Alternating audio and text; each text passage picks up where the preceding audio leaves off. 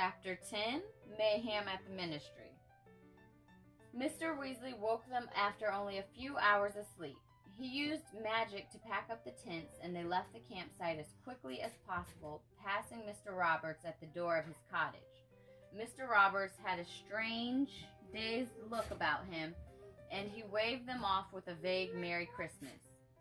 "He'll be all right," said Mr. Weasley quietly, as they marched off onto the moor. Sometimes when a person's memory's modified, it makes him a bit disoriented for a while, and that was a big thing they had to make him forget. They heard urgent voices as they approached the spot where the portkeys lay, and when they reached it, they found a great number of witches and wizards gathered around Basil, the keeper of the portkeys, all clamoring to get away from the campsite as quickly as possible.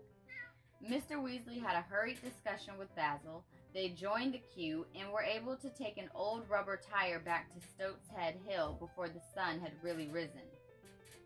They walked back through Ottery Street Catchpole and up the damp lane toward the Burrow in the dawn light, talking very little because they were so exhausted and thinking longingly of their breakfast. As they rounded the corner and the Burrow came into view, a cry echoed along the lane. "Oh, thank goodness, thank goodness!" Mrs. Weasley, who had evidently been waiting for them in the front yard, came running toward them, still wearing her bedroom slippers, her face pale and strained, a rolled-up copy of the Daily Prophet clutched in her hand. "Arthur, I've been so worried, so worried." She flung her arms around Mr. Weasley's neck, and the Daily Prophet fell out of her limp hand onto the ground. Looking down, Harry saw the headline, "Scenes of Terror at the Quidditch World Cup," complete with a twinkling black and white photograph of the dark mark over the treetops. "You're all right," Mrs. Weasley muttered distractedly, releasing Mr. Weasley and staring around at them, all with red eyes. "You're alive. Oh, boys." And to everyone's surprise, she seized Fred and George and pulled them both into such a tight hug that their heads banged together.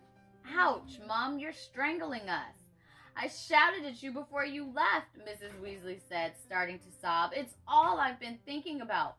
What if you know who had got you, and the last thing I ever said to you was that you didn't get enough owls? Oh, Fred, George."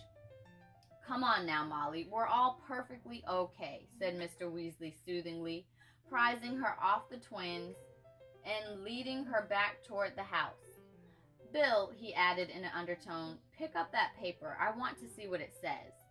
When they were all crammed into the tiny kitchen and Hermione had made Mrs. Weasley a cup of very strong tea, into which Mr. Weasley insisted on pouring a shot of Ogden's Old Fire Whiskey, Bill handed his father the newspaper. Mr. Weasley scanned the front page while Percy looked over his shoulder. "I knew it," said Mr. Weasley heavily. "Ministry blunders, culprits not apprehended, lack security, dark wizards running unchecked, national disgrace. Who wrote this? Oh, of course, Rita Skeeter." "That woman's got it in for the Ministry of Magic," said Percy furiously.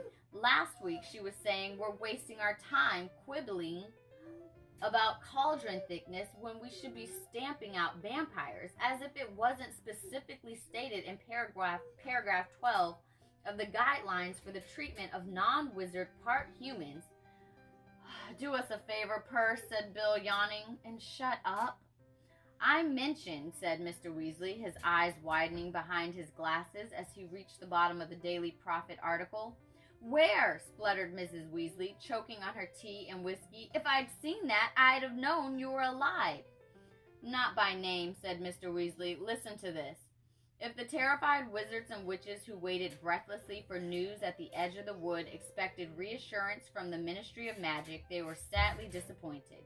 A ministry official emerged sometime after the appearance of the dark mark, alleging that nobody had been hurt, but refusing to give any more information.